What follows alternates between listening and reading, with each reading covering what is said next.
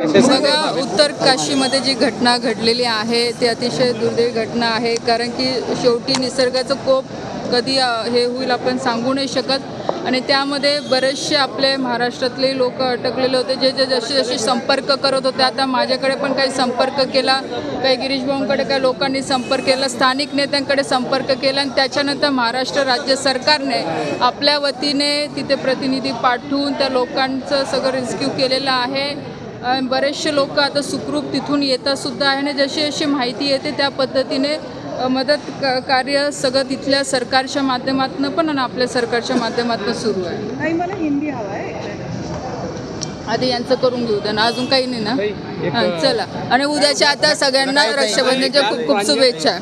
तो विषय माझ्याकडे नाही. चला. काही खडसेंनी विरुद्ध आंदोलन झाले रावेरमध्ये भाजपनं आंदोलन. माझ्याकडे तो विषय नाही. मी हे बघा, मी तुम्हाला आधी मागच्या वेळेस सांगितलं की ह्या सगळ्या गोष्टी काही आपल्या जिल्ह्यामध्ये जे काही सुरू आहे सगळ्यांना माहीत आहे कशा पद्धतीने सुरू आहे. अनेक ह्या मतदारसंघाची ह्या जिल्ह्याची लोकप्रतिनिधी म्हणून पण माझी प्रामाणिकपणे इच्छा आहे की विकासावर कोणी नेता असो त्यांनी भर दिला पाहिजे.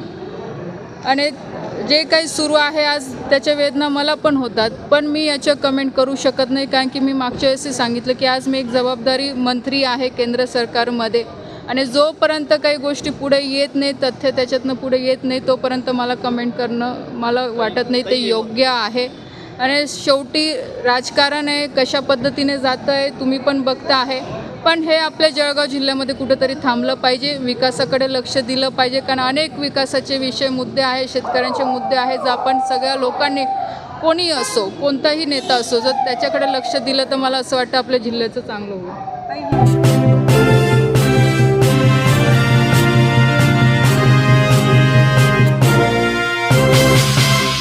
गांधी तीर्थ निसर्गाच्या सानिध्यात महात्मा गांधींच्या जीवनावरील जगातील पहिले मल्टीमीडिया म्युझियम. आजच भेट द्या. गांधी तीर्थ, जैन हिल्स, जळगाव. अधिक माहितीसाठी www.gandhifoundation.net वर व्हिजिट करा.